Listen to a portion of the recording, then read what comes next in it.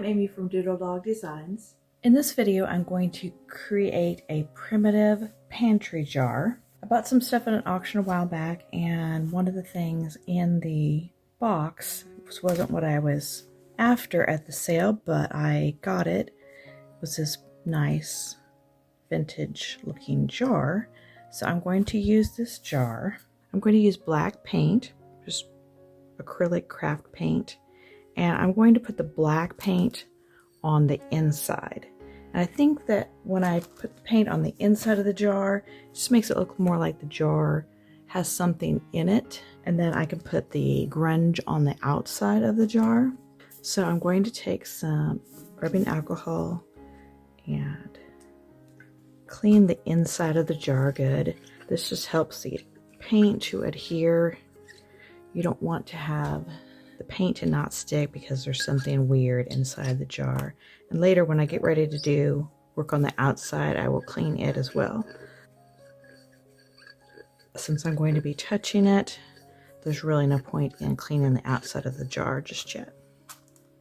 So I need to let that dry, which doesn't take very long with rubbing alcohol. And then I'm just going to paint the inside of the jar. I'm going to start at the bottom and work my way up.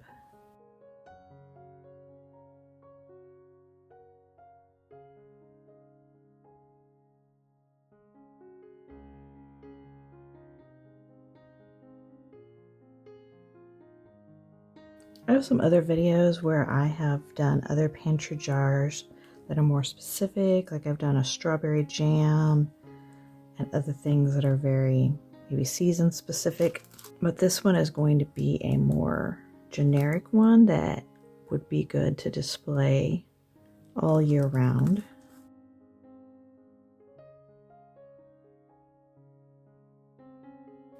I'm going to now let it dry. I am going to add a primitive star label to this.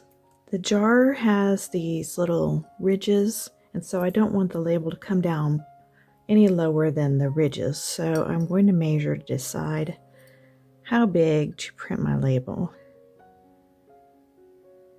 So I think if I make it about 2 1/4 inches tall, that should be about the right size.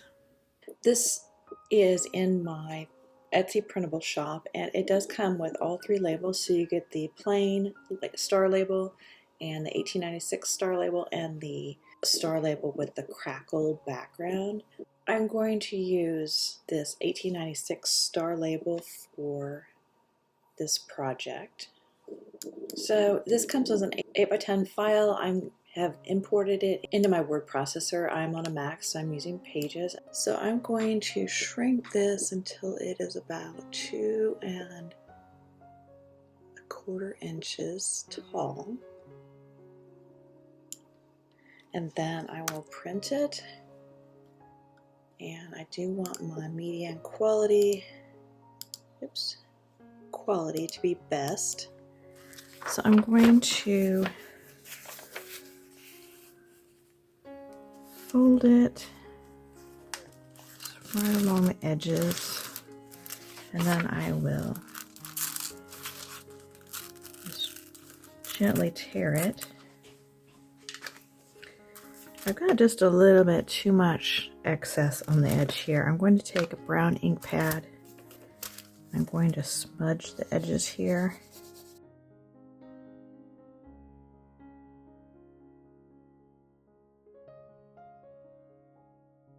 Now that I have the edges grunged up nicely, I'm going to just place it on top of my ink pad and dab it lightly to get a little bit more grunge on the label.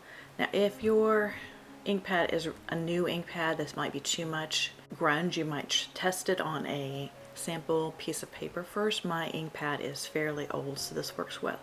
And then I have some matte finish Mod Podge. Before I do that, I better take some rubbing alcohol and clean off the outside of the jar. There is a seam on the jar, so in 2 places, so I want those to be on the sides.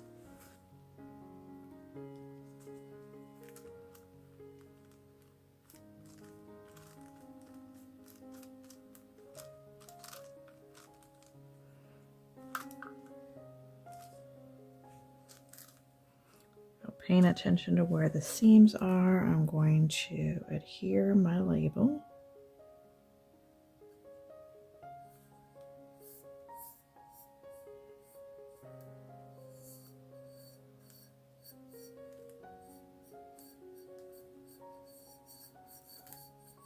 Okay, now I'm going to grunge the outside of the jar. So again, I'm going to use some more of my Mod Podge, and I'm going to apply it to the entire jar, but I'm just going to do one side at a time. So I will work on the front here.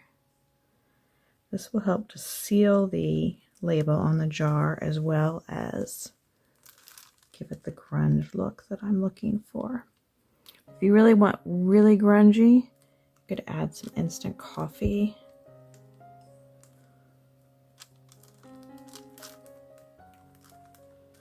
I don't want it to be that grungy. I just want it to look somewhat dirty, so I'm going to use some cinnamon. And I'm going to pour a little bit out in my lid, and then I will just sprinkle it on. I find if you try to pour it, you don't always get it exactly where you want it. It's easier to use your fingers and sprinkle.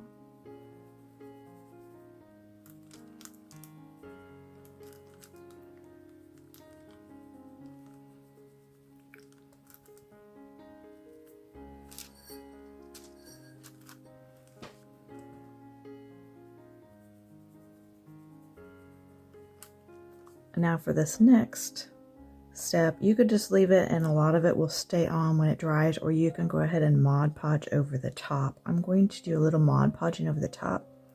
So I'm going to pour some of this into my paint tray because I'm going to get cinnamon on my brush and I don't want to put that back into my jar of glue. So now I don't want to brush it, I'm just going to dab.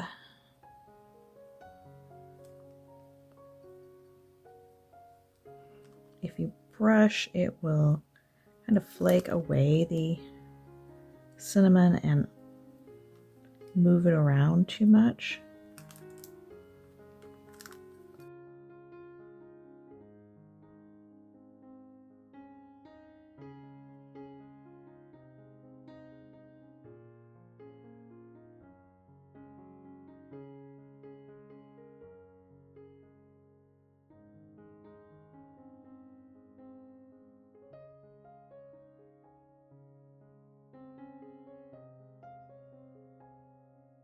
Okay, I'm going to let that dry and then I will turn it over and work on the other side.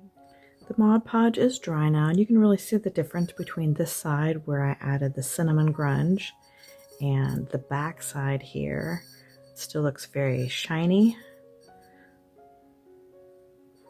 So I'm going to go ahead and do the Mod Podge on the back now.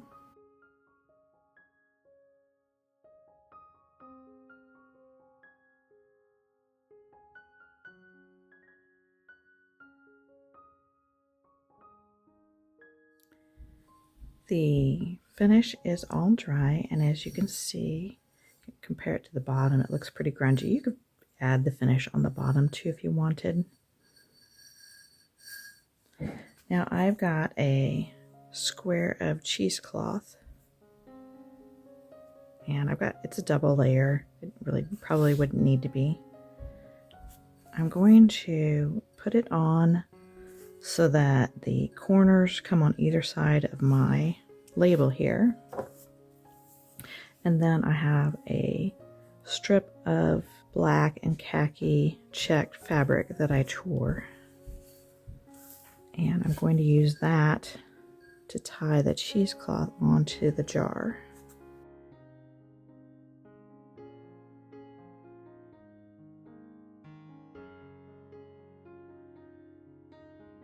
And I've got some Sweet Annie. I'm just going to add a little sprig of that.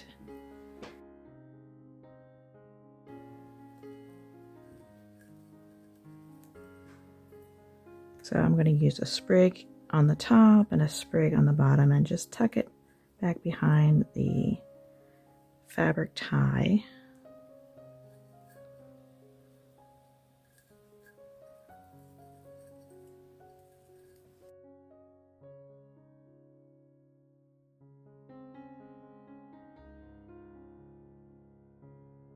Be sure to click the like button and subscribe below. I'll see you next time. Bye.